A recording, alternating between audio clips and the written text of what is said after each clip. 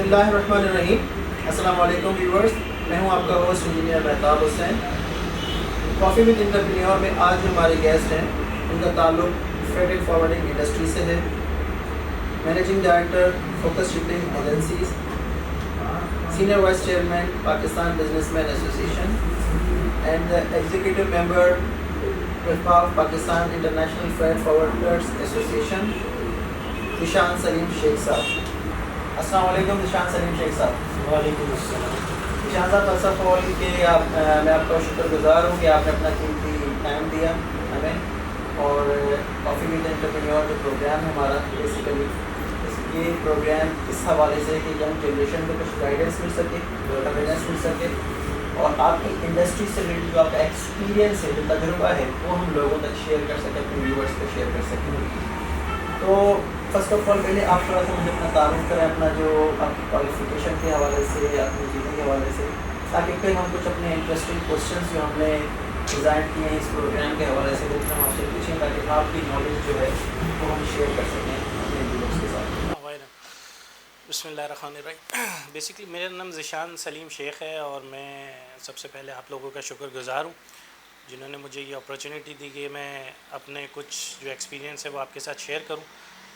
Smart entrepreneur नाम बहुत सुना है और माशाल्लाह से आपसे मुलाकात भी हुई। आपका जो अखलाक लहजा में बड़ा मुतासिर हूँ कि आप यंग जनरेशन के लिए बहुत अच्छा काम कर रहे हो। बेसिकली मेरा ताल्लुक़ फोकस शिपिंग एजेंसी से है एज ए मैनेजिंग डायरेक्टर, और मैं पिछले 10 साल से इस ऑर्गेनाइजेशन को रन कर रहा हूँ। मेरी qualification MBA in supply chain management में, ठीक है। इसके अलावा मैंने काफ़ी डिप्लोमा किए सप्लाई चेन मैनेजमेंट में भी और कंप्यूटर में भी। काफ़ी मेरा वास्ट एक्सपीरियंस है अपनी शिपिंग फील्ड में भी। तो ये मेरा इंट्रोडक्शन है। निशान साहब, आप इस बिज़नेस, ये जो आपने लॉजिस्टिक बिज़नेस है, यही आपने क्यों स्टार्ट किया? ये बिज़नेस आइडिया कहाँ से आया आपके पास? मतलब लॉजिस्टिक बिज़नेस से रिलेटेड आपने ये बिज़नेस क्यों स्टार्ट किया? इस हवाले से थोड़ा सा अपने आप बताएं, तो अपने व्यूज़ बताएं अपने। बहुत अच्छा सवाल है आपका। बेसिकली मैं ग्रेजुएशन अपनी कंप्लीट कर रहा था, तो उससे पहले मैं अपना पढ़ाता वगैरह था बच्चों को, ट्यूशन्स, स्कूल्स। तो लाइफ में कुछ आगे बढ़ने की जस्तजू थी। मैंने अपने दोस्तों से कहता था जो अच्छी ऑर्गेनाइजेशन में काम करते थे कि मैंने कुछ करना है। तो एक मेरे बहुत ही अच्छे करीबी साथी थे सरफराज, तो उन्होंने अपनी फर्म में लगवाया मुझे, और मेरा पहला एक्सपीरियंस मल्टीनेशनल कंपनी शिपिंग के अंदर था उनके साथ। तो 2005 मई में मेरा स्टार्ट हुआ, ठीक है, शिपिंग फ्रेट फॉरवर्डिंग की इंडस्ट्री के अंदर। और बहुत अच्छा हुआ। उसमें मैंने बहुत सारी चीज़ें सीखी, कस्टमर सर्विस, मैनिफेस्ट, ये सारी चीज़ें करते करते उसको स्टार्ट किया। बेसिकली प्रॉब्लम मैंने ये कैसे शुरू किया और यहाँ पे पहुँचने की क्या, ये लॉन्ग स्टोरी बहुत है। तो मैं ये बताना चाहूँगा कि दरअसल काफ़ी स्ट्रगल करने के बाद मुझे ये महसूस हुआ कि मुझे कोई जॉब कहीं जाता था तो वो कहते थे यार फ्री ऑफ कॉस्ट में काम कर लो, कमीशन बेस्ड काम कर लो। तो मैं सोचता था यार इतना एक्सपीरियंस लिया है, इसका फ़ायदा तो मुझे कोई नहीं हो रहा, तो वाई नॉट फिर जिस इंडस्ट्री में मैंने इतने साल 10 साल दिए अपने आप को, तो उस इंडस्ट्री के अंदर क्यों ना मैं जो हूँ वो ट्राई करूँ। तो बस जैसे ही हमने जो मेरे साथ काफ़ी सारे दोस्त थे, तो उनसे बात होती रहती थी। फिर ये हुआ कि मैंने नाम सजेस्ट किया, उसके बाद उसको NTN बनाया, then step by step. Partnership पे मतलब ये आपने? नहीं, ये मैंने पार्टनरशिप पे नहीं किया, ये मेरी ओन कंपनी थी फोकस शिपिंग एजेंसीज। पार्टनरशिप मैंने फिर बाद में की आगे जाके, जब मुझे लगा कि मैंने अपने कारोबार को आगे बढ़ाना है और मैं अकेला जो हूँ काफ़ी बढ़ता हूँ, तो मुझे किसी पीछे बंदे की ज़रूरत है। कि लाजमी बात है, दो होते हैं, तो एक इंडस्ट्री अपना ऑफिस को देख रहा होता है, बाहर एक अलग जंग हो रही होती है, उसको भी देखना होता है, पॉलिटिकली वाइज भी सैस जो आपके बेसिकली लोग हैं, जैसे पिफ़ा है, पिफ़ा को टाइम देना, WCA वाले हैं, फिर अपना पाकिस्तान बिज़नेस एसोसिएशन वाले, तो फिर आगे अपने आप को रिप्रेजेंट कराना और उसको आगे देखना, ये सारी चीज़ें। शान साहब, किस तरह की स्ट्रेटजीज एंड टेक्निक्स यूज़ की आपने अपने बिजनेस की मार्केटिंग के लिए एंड ग्रोथ के लिए? देखिए, मार्केटिंग के लिए बेसिकली ये होता है कि आपके पास टीम होनी चाहिए। मेरा भी बैकग्राउंड, जब मैंने कंपनी स्टार्ट की थी तो मैनेजिंग, जितने भी मैनेजिंग अंदर काम हो रहे थे, डॉक्यूमेंटेशन, ये सब काम आते थे। तो मैंने ये सोचा कि marketing is the best way आगे बढ़ने के लिए। तो मेरा जो बैकग्राउंड है वो मार्केटिंग से भी रिलेटेड है। तो जब मैंने मार्केटिंग स्टार्ट की तो मेरे पास क्लाइंटेज वगैरह ये सब थे। तो मैंने फिर बिज़नेस जब स्टार्ट किया तो मुझे बड़ा फ्रूटफुल हुआ कि मैं इसको आगे लेके चलूँ। इनिशियल किस तरह की चैलेंजेस फेस किया आपने? फाइनेंशियल सिचुएशन को कैसे मैनेज किया आपने बिजनेस के स्टार्ट में? ये बेसिकली मेरा जाना बाहर हो गया था। मेरे वालिद साहब का इंतकाल 2011 में हुआ था। तो मेरे कुछ फंड्स थे जो बैंक्स में थे। तो अनफॉर्चुनेटली उसी वक्त मेरे वालिद साहब का इंतकाल हो गया। तो जब इंतकाल हुआ फिर जाना कैंसिल हो गया। कैंसिल होने के बाद फिर मैं 2011-12 के अंदर मैंने अपनी जो मेरे पास फंड्स है उससे अपनी कंपनी को स्टार्ट किया। देन फिर हमने इस ऑर्गेनाइजेशन में कदम रखा। एज एंटरप्रेन्योर आपकी की मोटिवेशन क्या रही है जिसने आपको कभी हमेशा जो है गिरने से बचाया? की मोटिवेशन यही रही है कि टीम वर्क, लॉयल होके काम करना, धोखा नहीं देना, चीटिंग नहीं करना और अपनी चीज़ों को सही तरह मैनेज करके उनको फुलफ़िल करना और अपने कस्टमर को बेस्ट देना अपना, जो आप दे सकते हो सर्विसेज वाइज। अच्छा, आपके बिजनेस जर्नी का सबसे बड़ा ग्रेटेस्ट फेयर क्या रहा है? एंड आपके मतलब समझ लें कि बिजनेस जो है रोल मॉडल कौन है? क्योंकि इस इंडस्ट्री में भी आपने किसी, जब आप आए होंगे तो कोई ना कोई आपने किसी न किसी को एक रोल मॉडल बनाया होगा जिसको आप फॉलो किया होगा, किसी को टाइप किया। और ग्रेटेस्ट फेयर आपकी जो है आपका क्या रहा है बिजनेस जर्नी का? आपने 2 सवाल किए। सबसे पहले मैं पहले सवाल का जवाब दूंगा फेयर। देखिए, ज़िंदगी के अंदर हर इंसान के सामने एक फेयर होता है। अगर इंसान डट के उस फेयर के सामने खड़ा हो जाता है तो वो फेयर नहीं रहता, उसको आप क्रॉस कर जाते हो, उसको अपनी स्ट्रगल, अपनी मेहनत से उसको उस पर ओवरकम कर लेते हो। लेकिन अगर आप उस फेयर से डर जाओगे तो ये समझो कि आप हार गए, आप आगे ज़िंदगी में कुछ नहीं कर सकते। अल्लाह पाक फेयर्स इसलिए लाता है इंसान को, इंसान की ज़िंदगी के अंदर, ताकि वो आगे बढ़ सके और जो मुश्किल चैलेंजेस हैं उसको फेस कर सके। तो ये सबसे बड़ा आपके जो सवाल था उसका जवाब है। तो मैं सबसे ये कहूँगा कि फेयर से डरें, उसका मुकाबला करें और उसका सामना करें। दूसरा सवाल आपका क्या था? Role model. Obviously being a Muslim, मेरे रोल मॉडल हज़रत मोहम्मद सल्लल्लाहु अलैहि वसल्लम है। उनकी जो लीडरशिप एक एग्जांपल है हमारे मुस्लिम्स के लिए, एक बहुत बड़ी। मैं उनको फॉलो करता हूँ, जितना हो सकता है उनको फॉलो करता हूँ और अल्हम्दुलिल्लाह आज जो भी हूँ मैं उनके तरीक़ेकार को फॉलो करते हुए आज इस मकाम पर हूँ। अच्छा, सक्सेसफुल एंटरप्रेन्योर बनने के लिए कोई आपका पैटर्न फार्मूला जिसको हम कह सकें, जिसको आप फॉलो करते हो कोई? सक्सेसफुल का ये है कि आपका सबसे बड़ा सक्सेस की है कि कमिटमेंट। आप जिससे कमिटमेंट कर रहे हो उसको फुलफ़िल करो। मैं आपसे बोला कि ये जस्ट फेयर ही है आपका। आप किसी को अहमियत दो, जो आपके क्लाइंट्स हैं उनको इंटरटेन करें, आप उनको कोई भी मसला है उनके साथ बैठ जाएं और उस मसले को सॉल्व करें। तो सक्सेस यही है कि आप जब तक चीज़ों को फेस नहीं करोगे तो सक्सेस आपको नहीं होगी। चैलेंजेस आएंगे आपकी ज़िंदगी में और जब तक आप चैलेंजेस पे ओवरकम नहीं करते हो और उससे जीतते नहीं हो तो आप सक्सेसफुल नहीं हो। अच्छा ज़िशान साहब, इन होल वर्ल्ड में समझ लें कि आपका जो वीकली या डेली बेसिस पे आप कितने आवर्स वर्क करते हैं एंड फैमिली को टाइम कैसे देते हैं? क्या बिजनेस ने इफ़ेक्ट किया है आपकी पर्सनल लाइफ को? या उन सिचुएशंस को आप कैसे मैनेज करते हैं? बेसिकली जो टाइम है वो फैमिली को ऑब्वियसली हर बंदा देता है।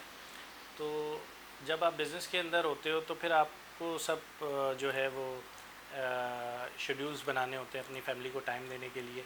इसके अलावा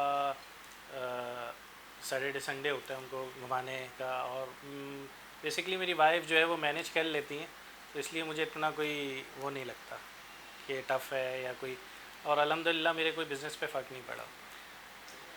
हर कामयाब आदमी के पीछे कोई ना कोई होता है। जैसे तो बोलते हैं कि आपके हवाले से आपके व्यूज़ क्या है इस हवाले से, कि आपके पीछे कौन है? मैं अपनी सक्सेस का जो डेडिकेट करूँगा वो मेरे चाचा, मेरे वालिद साहब, इन लोगों ने मेरी परवरिश की, इन लोगों ने मुझे सिखाया, इनसे मैंने बहुत सीखा, क्योंकि आप अपनी फैमिली से ही सब सीखते हो। मेरी वालदा है, तो मैं सक्सेस जो मेरी है वो मेरे फैमिली है, जिनकी वजह से आज मैं मौजूद हूँ, उनकी दुआओं की वजह से और उनकी हार्ड वर्किंग की वजह से, कि उन्होंने मुझे हर यानी कि जिस मकाम पे मैं अपने आप को वीक समझता था, तो मेरे चाचा, मेरे वालिद साहब कहते थे कि यार तुम कर सकते हो, और अल्हम्दुलिल्लाह मैं उनका बड़ा शुक्रगुज़ार हूँ, क्योंकि अगर वो लोग नहीं होते तो मैं नहीं समझता कि आज मैं भी इस डेजिग्नेशन पे या इस ऑर्गेनाइजेशन को चला रहा होता। अच्छा इंसान साहब, अगर 5 साल पहले अगर पीछे लेके जाए आपको आज की सिचुएशन के हिसाब से, तो क्या चेंजेस आप अपने बिजनेस में करना चाहेंगे? 5 साल पीछे ले जाए और मैं क्या चेंजिंग करना चाहूँगा? आप करना चाहते हो कि भाई अगर मुझे कुछ टाइम पहले मिलता हो तो मैं इस चीज़ में, इंसान सोचता है कि भाई कि हम 5 साल पहले हों, अगर स्टार्टअप कुछ 1 साल पहले या 2 साल पहले हम ये चीज़, इस तरह ये सिचुएशंस आप देख सकते हैं कि आजकल कोविड की वजह से लास्ट 2 ईयर्स से जो है आपकी इस वजह से बिज़नेस में क्या चीज़ें इफेक्ट हुई, या कौन सी चीज़ें स्ट्रेटजीज जो थी कि अगर आपने आज सोची हैं वो आपने सोची अगर पहले इस तरह की स्ट्रेटजीज होती तो मैं जो है बिज़नेस में आपका किस स्टेज पे होता, तो अगर आपको 5 साल पहले किया जाए तो आप क्या चीज़ें आप करते हो? अच्छा सवाल है तुम्हारा। देखो बेसिकली हम जो है ख्वाबों की दुनिया में नहीं जीते, चैलेंजिंग एकदम आपके सामने आते हैं, और फिर जब चैलेंजिंग आते हैं या कोई ऐसी बैड कंडीशन आप पे आती है, तो फिर आप उसी के हिसाब से उसके सजेशंस लोगों से ले रहे होते हो, और अपनी भी उस पर जो है क्या कहना है, सोच विचार करके उसको ओवरकम करने की कोशिश कर सकते हो। 5 साल पहले का ना आपको पीछे का पता होता है ना आगे का, ये आपके लाइफ के साथ चल रही होती है, गुड और बैड दोनों। नंबर 1। नंबर 2 ये कि कोरोना से सबको पता है आजकल मार्केट बहुत डिस्ट्रॉय हुई है पूरी दुनिया की, ठीक है। मैं ये कहूँगा कि इस वक्त सबसे ज़्यादा हमारी कंट्री में तो फिर भी काम हो रहा है, लेकिन ओवरऑल अगर बात की जाए तो पूरी मार्केट डिस्टर्ब हुई है और बहुत बड़ा बिज़नेस डिस्ट्रॉय हुआ है। सक्सेसफुल एंटरप्रेन्योर बनने के लिए किन स्किल्स का होना लाजमी है आपके लिहाज से? सक्सेसफुल एंटरप्रेन्योर बनने के लिए आपको मैंने बताया आपको पहले भी कि एक तो कमिटमेंट होनी चाहिए आपकी, फिर आप जिस फील्ड में हो उसी फील्ड के अंदर आप अपने आप को चमकाओ, स्ट्रगल करो, उसी फील्ड के अंदर जाके अपने आप को बनाओ। ऐसा ना हो कि आप शिपिंग में हो लेकिन आपका दिमाग मेडिकल की फील्ड में, आपका दिमाग कहीं और है, तो फिर आप सक्सेसफुल नहीं बन सकते। तो अपना जो टारगेट है वो एक रखें, फिर जब आप उस चीज़ पे बन जाए तो फिर आपके पास पूरा एक ग्राउंड है जहाँ खेल सकते हैं, आप खेलें अच्छी तरह। फोकस शिपिंग एजेंसी आपका बिजनेस का नाम है, तो डे टू डे आप अपने बिजनेस में फोकस कैसे रखते हैं? फ़ोकस इसी तरह रखते हैं कि हमारे मामलात क्या चल रहे हैं, हमारा काम का जो तरीक़ेकार है, अगर हम समझते हैं कि उसको कोई डाउनफॉल की तरफ जा रहे हैं तो सडनली मीटिंग अरेंज करके, मीटिंग्स तो हर हफ्ते होती है बेसिकली, तो उसको किस तरह सही किया जाए और उसको हम लाइन अप किया कैसे करें और उन चीज़ों को ओवरकम करके हम अपना बेस्ट कैसे दे सकें। जॉब एंड बिजनेस में आपके हिसाब से क्या बेहतर है यंग जनरेशन के लिए? देखिए सबसे पहले एक्सपीरियंस लेने के लिए तो आपको कोई ना कोई जॉब करनी पड़ती है, मेरे लिए यंगस्टर्स के लिए यही एडवाइस है कि जब भी आप कोई काम करो तो सबसे पहले अपने अंदर की मैं निकालो। जब आप उस चीज़ को सीख लो, समझ लो, देन आपको फिर अल्लाह पाक आपको आगे बढ़ाएंगे। जब आपके लिए एक लॉयल हो के आप किसी चीज़ के पीछे लगते हो तो फिर आपको सक्सेस मिलती है। आप कैसे अपनी टीम की ग्रोथ पर वर्किंग करते हैं और किस तरह का कल्चर इन्वायरमेंट जो आपने अपने बिल्ड किया हुआ है अपनी ऑफिस में? देखिए, जो हमारा मार्केटिंग सेक्टर है उनको टारगेट्स मिलते हैं, सेल्स पर्सनस को टारगेट मिलते हैं, वो हमारी पूरी टीम है, उनको मैं लुक आफ्टर करता हूँ। तो लुक आफ्टर करने जब मैं उनको करता हूँ तो आप ये समझे कि हमारे नए गोल्स होते हैं, उनको अचीव करना होता है। लाजमी बात है, जब हम रेवेन्यू अर्न करेंगे तो ऑब्वियसली जो हमारी टीम है उनके लिए मुख्तलिफ़ बेनिफिट्स हैं, को कार भी देते हैं, उनके लिए बाहर के विज़िट्स भी हैं, उनके लिए यानी कि एक हमने अपना क्राइटेरिया बनाया, उस हिसाब से हम जो टीम है अपनी उसको बेस्ट पॉसिबल देने की कोशिश करते हैं। एंटरप्रेन्योरशिप में शॉर्ट टर्म प्लानिंग या लॉन्ग टर्म प्लानिंग क्या करनी चाहिए? देखिए, कोई भी प्लानिंग शॉर्ट टर्म नहीं होती, सबसे पहले तो आप ये ध्यान में रखें। हर प्लानिंग लॉन्ग टर्म होती है। शॉर्ट टर्म के रिज़ल्ट शॉर्ट टर्म की तरह आएंगे और लॉन्ग टर्म के रिज़ल्ट्स आगे तक जाएंगे। तो बेसिकली कोई भी काम करने से पहले आजकल हर बच्चे का ये होता है कि भाई किसी तरह कल अमीर बन जाए। जैसे एग्जांपल के तौर पे आपकी बात करूँगा या मैं अपनी बात करता हूँ कि मेरे पास आज गाड़ी है, घर है, तो इसका मतलब ये नहीं है, उसके पीछे एक बड़ी एफ़र्ट है कि मैंने पढ़ाया, मैंने मुख्तलिफ़ जगह पे जॉब्स की, उसके बाद फिर मैंने अपना गोल सेट किया कि यार मुझे इस फील्ड में अब आना है क्योंकि मेरा इसमें एक्सपीरियंस हो गया है। देन अब मुझे ऐसा फ़ील होता है कि मुझे अब अपना काम करना चाहिए। फिर देन मैं फिर अपने काम के साथ लॉयल रहा, फिर लॉयल रहने के बाद लोग मिलते गए और कारवां बनता गया और आपके सामने। अच्छा ज़ीशान साहब, आपके बिजनेस का फेवरेट एस्पेक्ट क्या रहा है जो आपको करना पसंद हो? मेरा बिज़नेस का एक्सपेक्ट ये रहा है कि मुझे लोगों से मिलना बड़ा पसंद है, मार्केटिंग करना, उनसे उनकी राय लेना। और आजकल जो करंटली मामलात हैं बिज़नेसमैन के हिसाब से, क्योंकि मैं पिफा को भी देख रहा हूँ और पाकिस्तान एसोसिएशन में भी सीनियर वाइस चेयरमैन के अहदे पे हूँ, तो आजकल क्या चैलेंजेस आ रहे हैं इंपोर्टर एक्सपोर्टर के साथ, हम उसको कहाँ तक लेके जा सकते हैं उसको, यानी कि उनके जो बहुत बड़े बड़े मसाइल्स हैं उनको किस तरह हल कर सकते हैं, उनको क्या सजेशन दे सकते हैं कि बिज़नेस को किस तरह हम आप आगे आगे स्मूथ लाइन करें, किस तरह हम बड़े बड़े लोगों से यानी कि जो ब्यूरोक्रेट्स हैं, जो बिज़नेस एसोसिएशंस वालों को देख रहे हैं, उनसे मुलाकात करके बिज़नेसमैन की प्रॉब्लम्स को किस तरह सॉल्व कर सकें। तो ये है हमारा जो पिफा का एक इदारा है, मैं उसकी बात करता जाऊँगा। वो एक बहुत ज़बरदस्त इदारा है। उस इदारे में हम लोगों की ट्रेनिंग्स होती हैं, ठीक है, बच्चों की, यानी कि जो नए नए आ रहे हैं आजकल, वो उधर से वो जब नॉलेज या एजुकेशन गेट करते हैं तो वो जब अपनी फील्ड्स में जाते हैं तो उनको पता होता है कि क्या करना है क्या नहीं करना, ठीक है। और हम अपन ऑर्गेनाइजेशन को किस तरह आगे लेके चल सकते हैं। तो बेस्ट एक्सपेक्ट ये कि लोगों से मिलना, उन और उन वहाँ पे बैठ के अपने आप को एक्सप्लोर करना, उनकी सुनना, अपनी बताना, ये सारी चीज़ें। निशान साहब, आपकी बिजनेस जर्नी का सेटिस्फाइंग मोमेंट क्या रहा? देखिए, सेटिस्फाई मोमेंट तो कोई नहीं रहता, लेकिन मुझे जो मज़ा आता है, अगर आप कहें कि जो लोगों से मिलना और सीखना सिखाना, इंटरनेशनल लेवल पे जाके देखना कि क्या वो लोग नई चीज़ लेके आ रहे हैं मार्केट के अंदर और हम कितना पीछे हैं इंटरनेशनल मार्केट से, हमें कैसे कम्पीट करना है। तो ये मेरा एक बेस्ट वो है कि मैं ये चीज़ लाइक करता इंटरनेशनली हूँ। आपने किन किन कंट्रीज में ट्रैवलिंग की और आपका एक्सपोजर क्या रहा? देखिए, मैंने इंटरनेशनली जो ट्रैवलिंग की है वो जापान, दुबई और अपना सिंगापुर, इन जगहों पे गया हूँ। तो एक सीखने का बहुत अच्छा मौका मिला है कि मुझे ये पता चला है कि हम यहाँ जो बैठ के काम कर रहे हैं इससे कई गुना ज़्यादा बड़े काम जो हैं हम कर सकते हैं, जो कि हमें अवेयरनेस नहीं है। तो मैंने इसलिए पिफा का आपको है वो दिया कि लोग जब एजुकेशन मज़ीद अपनी ही फील्ड में लेते रहते हैं तो वो आगे बढ़ते रहते हैं, उनको नॉलेज से वो अपने आप को एक अच्छा प्रेजेंट कर सकते हैं अपनी कंपनीज़ में।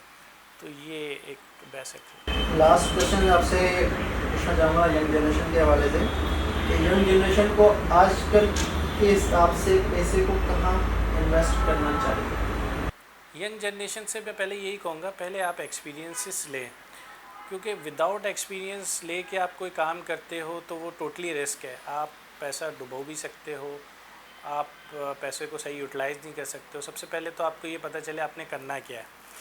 जब एग्ज़ाम्पल के तौर पे आजकल जो मैं लूप होल्स देख रहा हूँ वो ये देख रहा हूँ कि जो यंग जनरेशन है वो अपने बड़ों से सजेशंस नहीं लेती, अपने बड़ों के पास बैठती नहीं है, अपने बड़ों से राय मशवरा ये ख़त्म होता जा रहा है। तो मैं उनसे कहूँगा, जो आपने देखा भी होगा एक्चुअली कम्युनिटी सिस्टम जो होता है, जैसे मेमन बरादरी ले लें, सौदागरान ले लें, वो अपने बड़ों के साथ अटैच होता है उनका। तो जो वो चीज़ यानी कि करते करते ये अपनी जॉब को रिटायरमेंट ले लेते हैं तो उनका बच्चा वहीं से शुरू करता है, क्योंकि वो अपने बच्चे को पीछे ट्रेन कर रहे होते हैं। तो आजकल की यूथ का सबसे बड़ा ये मसला है कि वो बड़ों को कुछ समझते नहीं है। जब आप बड़ों को रिस्पेक्ट दोगे या किसी भी चीज़ को, जिस चीज़ में आप हासिल करना चाहते हो, जब तक आप के अंदर रिस्पेक्ट नहीं होगी तो वो चीज़ हासिल नहीं कर सकते। तो मेरा ये सबको अपनी राय, मेरा अपना ओपिनियन है कि आपकी जो तरबियत गाय वो आपके घर हैं। आप अपने बड़ों को तरबियत दो, वो तो अपने बड़ों को अपने बड़ों को आप उनके साथ बैठो, रिस्पेक्ट दो उनको, उनसे सीखो उन्होंने अपनी ज़िंदगियों को कैसे गुजारा है, आपके सामने उनकी ज़िंदगियाँ पड़ी हुई हैं। फिर आप किसी चीज़ पे कदम रखो तो उनकी दुआएं लो। आप ये चीज़ें नहीं करोगे तो आप सक्सेसफुल नहीं रह सकते। तो आई होप मेरा जवाब आपको मिल गया होगा। निशान साहब, आपने अपना कीमती वक्त दिया हमें, ताकि यंग जनरेशन के लिए एंड पाकिस्तान के लिए, ताकि आपके जो व्यूज़ हैं, आपकी जो आपने गिफ्ट हमारी ऑडियंस के साथ शेयर किए। Thank you for watching coffee with entrepreneur. Subscribe our channel and follow our social media pages for more updates. Thank you.